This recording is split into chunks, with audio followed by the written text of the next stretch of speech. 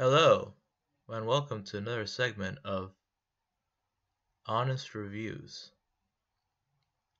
Today we're talking about Seth Rogen's and Evan Goldberg's two writing partners behind such films as Pineapple Express, Superbad, and a lot of Judd Apatow productions. Now this is their first movie they're writing, directing, and based on a short, Seth and Jay vs. the Apocalypse. Now, let's just get into this movie. I have very, very mixed feelings about it, and I'll go into why. The movie begins with Seth Rogen in an airport waiting for. I always found this weird, but it wasn't until later I figured out they were pretty good friends before their careers kicked off. Jay Baruchel. And if you remember, Jay Baruchel was in the films of Knocked Up as well as the lovable, skinny, white guy who was probably too dumb for his own good. So we found out these guys are good friends since the beginning, since they're both from Canada. And I always thought Seth was American. I don't know why he's came off American to me. Anyway, so yeah, we start with the airport, and I like this kind of bit right here. Very self-indulgent, not self-indulgent, but not self-indulgent, but like very self-making fun of, in a way, where they tell him, you play the same character in every movie, and he does a Seth Rogen laugh. It's in this part of the movie when you realize the movie is really a parody of these characters. They have their own traits. Seth Rogen is still the, big guy who likes to laugh, smoke pot, but they're not playing themselves. You'll especially see when we get to the party scenes. You'll see why. In this scene, we learn that Jay is not very fond of LA. So we get this small scene of them, Oh, product placement. Probably a Sony TV. Anyway, the whole time he just wants to party with Jay and, having a good time. So he doesn't like it in LA. So we find out, there's a weekend is planned for them just to hang out. Or that's at least what he thinks he does. And guess what happens next? This is weird. Well, it's weird to me. We get a montage of them just having fun to Backstreet Boys. Backstreet Boys playing Glassine and Theaters in 2013 might be a little bit of juxtaposition for everybody. But wait a minute, Backstreet Boys? What the hell? Or at least it worked for me. I enjoy this movie. So now this is when we find out that Seth has been trying to lube him up for this bombshell right here. He is going to invite him to James Franco's house, and it turns out James Franco's is a giant artsy fag. Like I said, that's probably just a parody of him. I don't know. He's probably a cool guy in real life. He's having a housewarming party. He just finished building his house. I haven't even seen it yet, but it's supposed to be bonkers. I haven't been in LA in like a year, and I came here to chill with you. We can chill together, and we'll chill with those other guys. We'll all chill as one big unit. Will I even know anybody there? You know James Franco? James Franco doesn't even know my name. So what we get now is literally a scene of name dropping of well-known Seth Rogen alumni. There we go. Ultimatum is something totally different. Sorry, my vocabulary gets confused all the time. Like, did I mention I'm dyslexic? So whatever. Anyway, so basically he name drops all the people who, spoilers if you haven't seen the movie yet, survived the ordeal, because it's foreshadowing. Really, is just kind of ham-fisted. You'll see what I mean. It happens again later, or at least that's what I think it is. Maybe he's just saying who he'll like. Maybe I'm just reading way too much into it. Yeah, man, right? So now we get to them going to the party. And this is the scene where we learn that Seth Rogen is apparently obsessed with Channing Tatum, and that James Franco lives on the sexiest street of America. Or at least that's what he says it is. The sexiest street in America. You and Channing Tatum. I think he's attractive. So now, guess what, guys? We get to meet James Franco. Yeah, love that guy. Kind of a douche in the movie, but doesn't really try to be. He's just very happy and doesn't really like Jay, but he loves Seth Rogen for some reason. Kind of weird, but it makes good conflict fun. And now we're here in cameo galore. Actually, Seth Rogen said this is probably the hardest scenes to direct. There's so much going on, which I can understand being a first-time director. But also, have you ever tried directing your friends? It's horrible. Like, they try to take advantage of you. Like, come on, man, we're friends. You don't have to be serious. I remember my friend was like, "You're very serious about this." I was like shooting the film with him. Also, I find this a Side little by weird. side. I mean, I don't even think Seth team. Rogen and James Franco starred in a movie together. At least one, Pineapple Express. No. I don't really see why they're the I guys that he really wants like to be it. best What friends do you with. think, Jay? Alright, this seems kind of weird. It says video games are art, which Ebert says they're not. But the weird thing is, Yes. this is like a one-note joke that like could have art? been fixed with a Yep. you like art You ever been to joke, Subway? but Yes. no, I guess to You get order a into sandwich? sandwich and Subway, Somebody put that together and then for he you, starts dude. talking about That's your art. mama's Those pussy artists. being a canvas, Let me lay this on you, and Jay. him being art, even though he doesn't like Your mama's art, pussy was even though the he just canvas, said it your because he dad's wants to dick was say the paintbrush. bad mouth Boom. his painting. You're the art. It's kind of overlong to me. Thanks, James Frank. That's my main problem with the movie. There's a lot of jokes that could be hilarious, like the, do you like art? It ain't gonna been done with one joke. That's my main problem with this movie. The way it's written, there's a lot of ad-libbing, and sometimes it's hilarious, but really it doesn't really go on too long. The thing, Seth Rogen, he kind of needs to get an editor or himself to, yeah, the scene's funny, but it kind of ruins the pacing of the movie because we're literally about a couple minutes into the party scene, and we still haven't met any of the other characters. We just met James Franco being upset with Seth Rogen, which could have been done with the two paintings together, which was done, but then we got this really overlong joke. Now, actually, if this actually carries on to Seth Rogen's newer movies, like his first, like Pineapple Express and Superbad, great editors because the jokes were funny, very quick, very witty, and now with this Seth Rogen directing and writing, all those jokes go on way too long. Same thing with Neighbors. There's like a whole thing about farting, like whoever night it supplied it, like stuff like that, between Dave Franco and Zac Efron. It was surprisingly really funny in that movie. And then same thing with The Interview. The same kind of jokes get over and over and over again, which is why I hate The Interview, but I actually like this movie kind of a bit. I'll get an interview later on, man. That movie is something else, man. Not even the whole controversy about it. That's icing on a cake. But that movie is something else. I remember one of my favorite reviewers, Brad Jones, and his friend Brian. He was like, I thought it was going to be Inglourious Bastards with dick jokes. Which makes sense, because it was them plotting to kill a fucking dictator. So it makes sense. It's a Seth Rogen movie. It's going to be dick jokes. There's a lot of dick jokes in this movie, too. You'll see. It's dick jokes galore. Seth Rogen just loves dicks in the non-gay way. He just thinks they're funny. References are out of So control. now we get a scene with Jonah Hill. We're introduced to Jonah Hill, who is super nice in this movie. And this is a pretty good scene because we get to see that Jay really fucking hates Jonah Hill. And Jonah is just trying to be friends. He's just coming off as an asshole. Really, he just starts going about how weed is awesome, how he would have joined the party. We have to, for some reason, take care of his dog, which just seems really out of place. Then he just starts talking about a dog can't bark. And it starts making this really fucking weird noise, like, and then he starts going to the dog like this, and then Jay just wants to get the fuck out of there, so he's like, oh, Tell you what, I'm gonna boys, go bump I'm smoke. kind of jonesing. Which is actually a great way to get out of something, because because you're like, right? well, yeah, get a smoke, man, come back, see you later. But Jay just really, Holding court, right? and this is actually a pretty great line.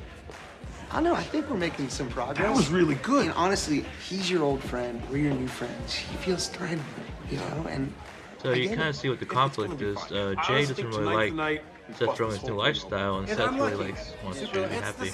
And here, like I said, Cameo Girl, we got Jason Segel, who's just great in this small role. Then Kevin Hart. Oh my god, like the size difference in the scene is hilarious. So, Because you ate the you ate the cake! I love that. I love that delivery. That's why you're number one! That's why y'all number one. I wish there was more of them. And now we're introducing Craig Robinson and Emma Watson. They actually made a big deal about Emma Watson being in this movie, which is kind of weird because the role is really short. I'll explain why later. It has to do something with the later scenes, so that's why I'm getting into right now. Come down here very much. So now we get this overlong hipster joke, which just seems really out of place. I mean, this movie's 2013. Hipster jokes are pretty dead now.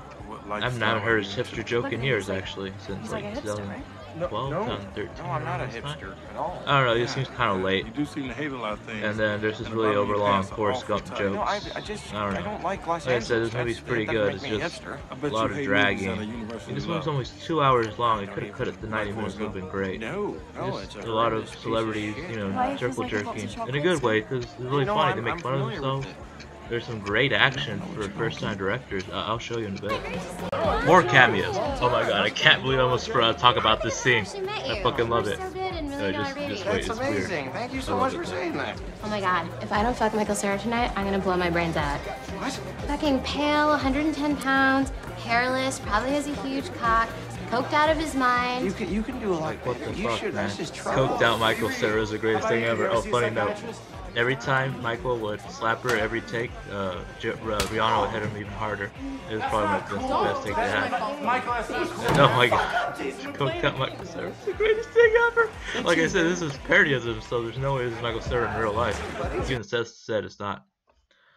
So yeah, we start really understanding this movie. Doesn't really reflect what they're like in real life. So that's why I like this movie. It could have just been a parody of, Michael Cera is this shy kid, and then in real life he's an extravagant cokehead. When it's really the same thing. He's like the same guy in real life.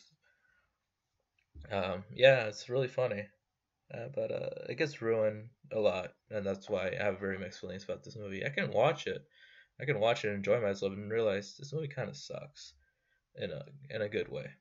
It's like it could have been great. So now we get more of a scene that shows that Seth, I would love to do a sequel to Pineapple. that James Franco is like creepily obsessed with Jeff Rogan, and saying they should do a sequel to Pineapple Express was actually kind of like this plot. That Red becomes a drug dealer and wants to stop Woody Harrelson from making pot legal, so he doesn't want to get rendered a lifestyle. And then this part happens. Well, he doesn't know it ends. That's what I was talking about. There's like a very ham-fisted, what's it called? Foreshadowing. Damn, I forget my word. Anyway, so basically he foreshadows the exact what happens to him, how he dies in the end of the movie. Spoilers. Anyway, so really, spoilers. This movie's like almost 3 years old. And I'm sorry you can't watch every movie ever made. I'm sorry. I'm sorry about that. But yeah, this scene's a little weird. It's okay. I like it. But not as much as I love this scene. A little super bad reunion in a weird way. Coked down Michael Cera just blows cocaine in his face. Like, how do you die? And I just love the delivery of Michael Cera in this scene. It's like so coked out. It's great. Oh, I love this part. Like, you're died, man. That shit you should do for your first time. Now, you got a little bit on your mustache, baby. And he starts snorting a little coke debris off his mustache. God damn, I wish there was more of him. And then one of the best bits of the movie gets two girls sucking off and eating his ass out, or else that's what they're doing. I don't know, just they're like, oh, take the toilet, baby. All right, take a zip. This is Capri Sun. He's drinking Capri Sun.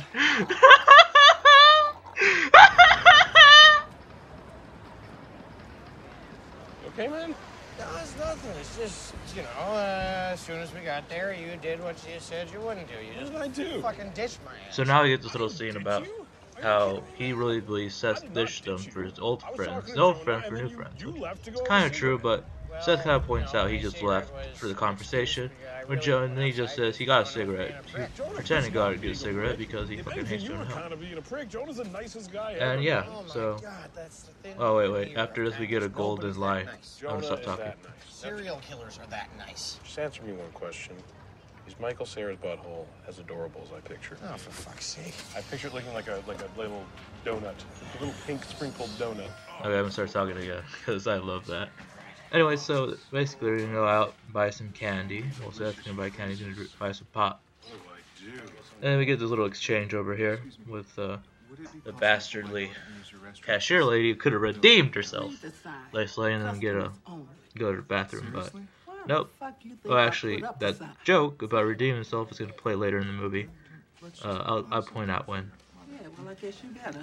And yeah, so now we just get Seth going. Doesn't want to buy the candy bar. And now we just say Jay wants to go back to his house. He hates it there. And, Seth makes a good point here. Like, you can't figure out, like, you gotta be friends with these guys. You can't really put no effort to them.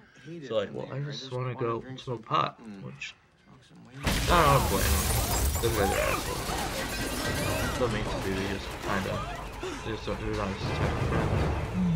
And actually, now we get a really well done rapture scene, which is actually kind of creative. Like, I've read about the rapture my entire life through a camera, and I really never imagined what it looked like. But I don't know if it's taking out the Bible or something. I haven't read Revelations in years, or Revelations, Revelations. I don't know. I just call it Apocalypse because in Spanish it's Apocalipsis. So I don't know, I just get confused. And yeah. What I love about this scene is Seth Rogen is the first time director, and he's never really started any effects, action-heavy movies, but the effects in this movie are really well done, especially the little blood spurt right here. Oh, beautiful.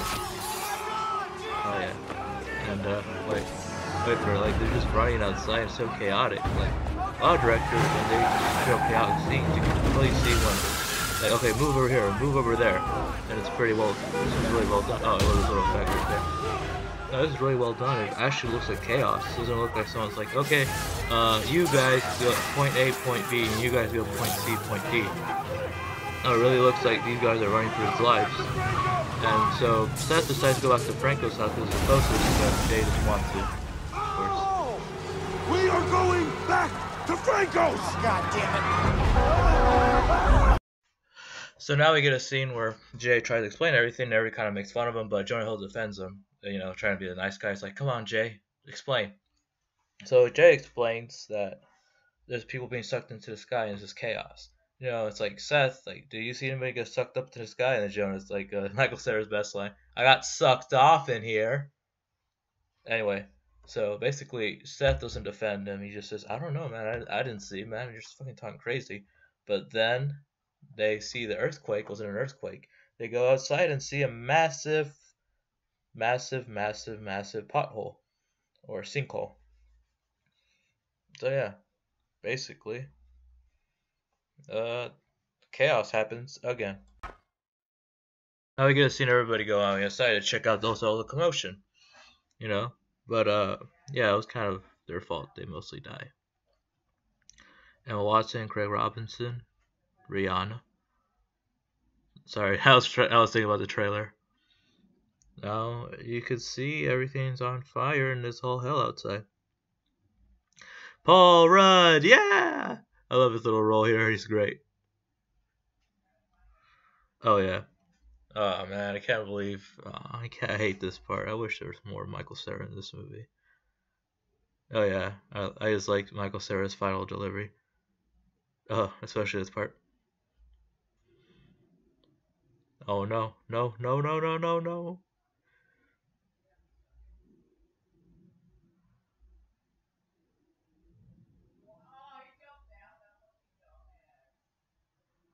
Oh shit. I'll go into what I would have liked into this movie better than Michael. With Michael being alive, of course. The little blood spurt's great. So coked out, he probably doesn't even feel it. So yeah, now half of the cast is going to die, more than half. Also, they made a big deal about Rihanna being in this movie, but she's like the first celebrity we actually see fall in.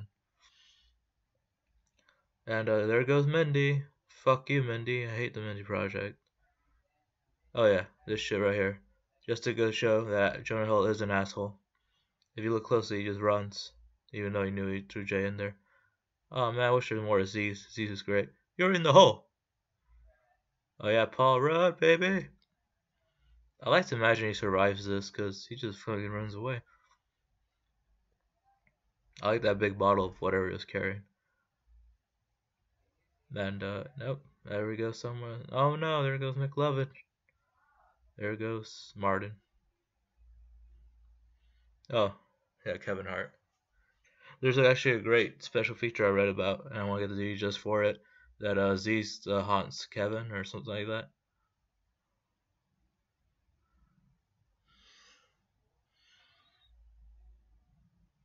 He could have just went with a hand. Could have just run away with a hand on him, taking it off somewhere else. That was an easily avoidable death. Alright, then here's that guy from, who I believe is from New Girl and was the principal in 21 Jump Street, and that's all I know him for, so I don't really care if he died. What I really care about is McLovin. I like Christopher Mintz-Plasse. So. He was great in Role Models, directed by David Wayne, who is a friend of Paul Rudd and was considered to be directing Ant-Man, which would have been great. Although it's kind of weird, he's not very known for big budget movies and action movies, but he would have done good. And it was directed by the guy who directed Yes Man, so David Wayne would probably be a better director. Because they needed a yes man. Ha! Ha! Ha! Oh, he's dead. Yeah, it was a terrible joke I made a million times. It's a good thing he's skinny as fuck, or else he probably would have never pulled out his whole body weight. So yeah, now he survives, and then we're gonna meet the next survivors.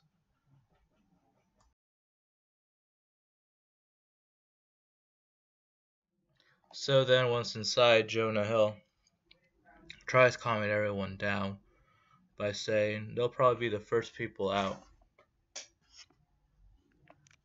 since they're actors and they're famous and people actually care about them. So basically, we get a really long drive sequence of who gets part of Milky Way, you know, what happens, and how much food they have, and how many drugs they have, you know, typical Seth Rogen shit. Which isn't bad, it's just could have been done a lot better. Yeah, so basically we get a lot of that, a lot of dragged out, hey look, we're doing drugs stuff, and then, I kid you not, later in the movie there is a drug-fueled sequence with them dancing to Gangnam Style, in 2013, in late 2013. Like, this movie was written to become, this movie should have came out 2012.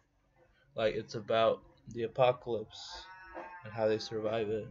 And it was supposed to be 2012. The movie should have been 2012. And Gangnam Style was still in its highest popularity. Like, seriously, this movie is like a year too late. Like, it's crazy how late this movie is with hipster references. Gangnam Style. I mean, this movie would have been even better. It was cut down, released 2012. It's a product of its time. And it should have been like that. And one of my favorite scenes in the movie, you get introduced to the best character in the fucking movie. And I won't spoil who it is, just watch this shit right here.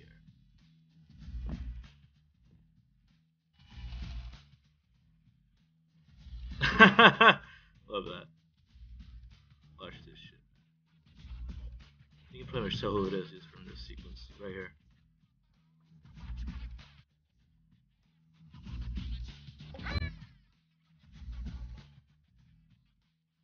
Fuck yeah, Danny McBride. He pretty much playing a Kenny Powers type of McBride. You know, the McBride everyone imagines, like he's just a fucking dick. But apparently he's like a super nice guy in real life. Like I said, they're all playing parodies of themselves, so this makes sense. I just love this whole sequence of him making breakfast, him not knowing that the apocalypse happens, he's like using all their food too. He just used all his water just to wash his feet and face. And here comes Franco in fucking flip-flops. Yeah! Looks like a fucking orgy just happened there. Franco! Hey! Guys, wake Oh up! yeah, Danny's alive! he pretty much eats all the food. Well, not eats, he just cooked it all. No, it's cool, man. I fucking made So, this yeah. for you guys. Stop eating! They're telling him what happened right now, he's not really believing it. Apparently he thinks they all dropped acid. Dude, this shit's supposed to last us till we get They're all rescued. trying to tell him what happened, but you know, McBride's being a I dick. know what happened. You guys dropped Which he's great at, like, McBride can, is the greatest asshole, but, like, if McBride was in slim shape, was taller, he'd make a better Deadpool than Ryan Reynolds, I'm just saying. over here probably watched and jerked off. Like, Ryan Reynolds, Deadpool, I don't see it. People say he's perfect, he's really just a loudmouth, and spouts out some fucking crappy lines. Oh my god, I'm gonna use Deadpool today. Daniel, No, wanna stay I was already safe. planning to. Some really messed up stuff. That movie, man. And there were a lot of fatalities. That fucking movie. Oh, really? You're putting your serious voice Oh on yeah, it, this huh? part is great. Okay, tell me about these fatalities. He's telling how much he sucks at that delivery, which he kind of is just funny. I guess if Michael Cera's gone, it's not a total loss, huh? Michael Cera's dead. Cera's dead. Love that. And then like Seth, that's a better performance you give in your last 6 movies. Or is that fucking Green Hornet? Where the fuck was that in Green Hornet, huh? And he's so Jonah, you're an Academy fucking Award sucking nominated balls. person. You're an Academy Award nominated person. You're should selling be that fucking shit. Selling that shit, dude. Fatalities. There's some Fatalities. Fatalities. Oh, that's good right there. Okay, no, that was good. That was good. Does it seem like we're No, fucking they're not joking, and then he just eats bacon. And fucking McBride just spits all over the food. Now this is where the movie really drags down. We get a bunch of jokes about Seth Rogen get titty fucked as a kid. Yeah, like some of those lame jokes. Best jokes is when McBride is speaking, when he's like he's talking about he's like, who shits on my porno mag? Like, that was me, man. Like, what the fuck, man? You living in a house where TVs come out of the fucking ground, you're still jerking off like a pilgrim? That's the kind of humor I want. That's the kind of raunchy, funny Seth Rogen film with this movie. But basically, I can just sum up what's next happen next. They know it's the apocalypse, so they have to redeem themselves, like I was saying. That's what they're trying to do. But they don't. They're just assholes. And basically, this whole movie is them trying to become friends, trying to redeem themselves. And then there's a bombshell between Seth and Jay. And then basically they redeem themselves, and that's pretty much what this movie is. And I'll go into more. This next part's pretty great. I don't know, I like it a lot. I wish the movie was more like this, just celebrities getting into each other's faces and, you know, having all this conflict. And, you know, Emma Watson, just this little tiny British girl, is probably like 5'5" or some shit, you know, breaking in there with a fucking axe. Now she explains that she has been sheltering herself in a drain pipe, and then, you know, Jay's still trying to get the whole apocalypse thing going and asking her what she saw. They don't believe it. No, she's like, no, everyone knows what this is, a zombie apocalypse. And then Danny McBride, being the awesome guy, is like, yeah, I said zombies. You said zombies? Yeah, I said zombies. Yeah. He's like, high five. See, I just want more of that, just them being bros and, you know, fighting over shit, stupid shit. Which would have been, I mean, yeah, it would have been not as exciting, but at least it'd be a better comedy than just people spouting out shitty lines. So it's like a lot of pacing delivery, a lot of really funny ad-libbing, but just ruins the pacing. Like, seriously, how is this movie almost 2 hours long? It's like an hour 50. It's crazy. I mean, we're only 40 minutes in, and we've barely got anyway. So people believing it's the apocalypse. I mean, the short is the apocalypse. This is like, man, it's almost an hour, and everyone's doing prophecy. Oh yeah, and then Danny McBride loves Harry Potter. I love this. Wakes up, and I can ask her all these amazing questions about how they made those motion pictures. I love these motion pictures. Listen, I think we need to... It's actually a pretty good scene. I mean, Jay is like super awkward, and then they're all super awkward. Oh, Elephant in the Room joke's great too. Like, come on, man, it's racist. I don't understand how that's racist. I wasn't referring to him. I was referring to the issue that's on all of our Oh god, you just had to bring this up, didn't you, Jay? It's kind of rapey. Males, really safe. And then McBride doesn't sugarcoat it. I think that she needs. It's important. He's just talking about vibes, like what? They all like no one but McBride gets it, which is even funnier. When he's like, if anyone's gonna rape someone, it's Jay. Vibes. I ain't giving no vibes. Oh, yeah, what kind of vibes? He's talking about us giving off a rapey. There you go. The most blunt man in the universe, Kenny fucking Powers. You putting that shit in the mix. I like Jonah's reaction to all this. He's just kind of more surprised than anybody. Wow, you talking about? And so yeah, so now Franco is just going crazy, calling Danny the most cannibal rapist. One who denies it supplies it. I know, it's farts. I get it. Guys. So yeah, Jonah's like, we're not gonna rape him, Watson. You can rape a fly. Foreshadowing. Ham-fisted foreshadowing. So yeah, this whole rape talk goes on for more than a minute. I mean, I'm editing these clips together and I see the timer. This rape minute goes from minute 1 to minute 140 something to minute 3 something. So this rape conversation is more than a minute long. Should have been done with a rapey vibe joke, but no. Now it gets better with Emma just going crazy. What's wrong? I just had you guys talking about which one he was gonna get to rape me. Like, no. Alex says thing here. No, it's funny because we're not going to rape you. And then, bam. Oh, then he just broke his nose. And it's like 6 guys versus a tiny British girl. So, oh yeah, J-Bone, America's sweetheart. Come on, I'm gonna hurt you. Come on, just give him all the drinks.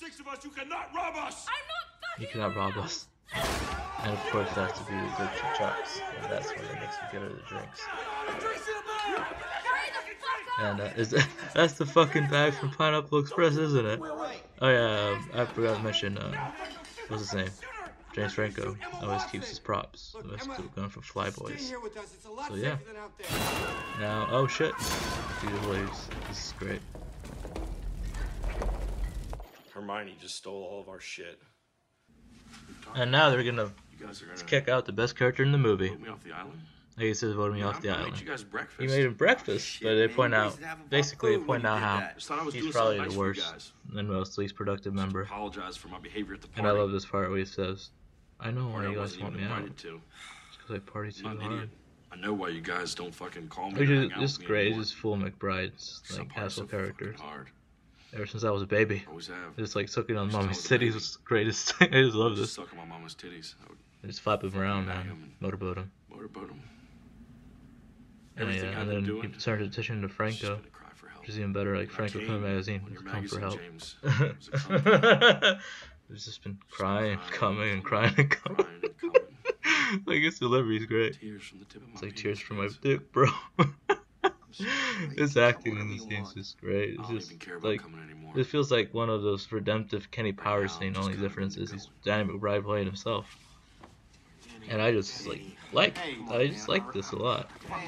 Like I wish this movie was more like these guys just broing it out. Instead we just get a bunch of overdone jokes, a little broing out, and then we get the lesson that you know we're bros. We gotta bro together and bro, which is basically every Seth Rogen flick ever.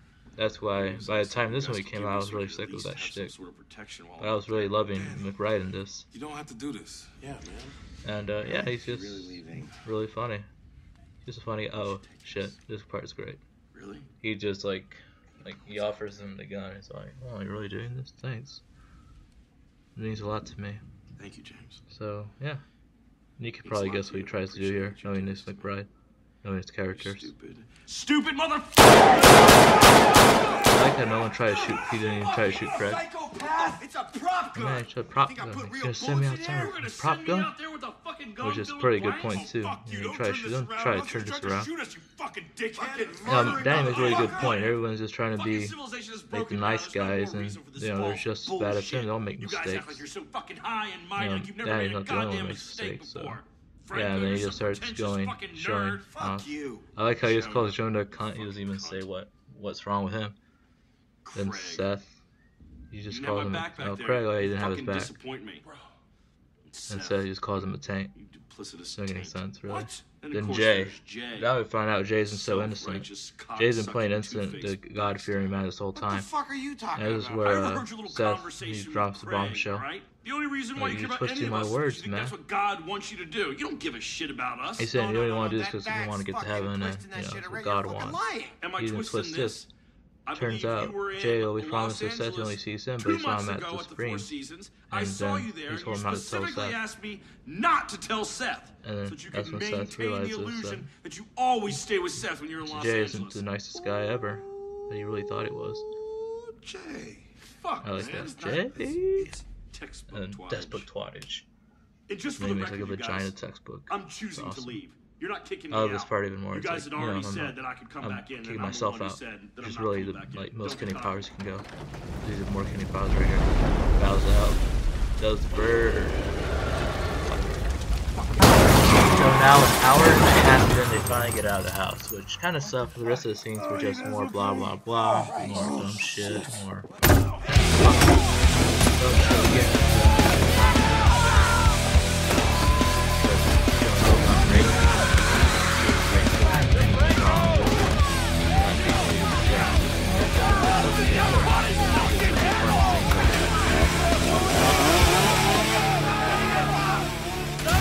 Yeah, you know who it is, man. He's fucking. He does the best re-entrance ever.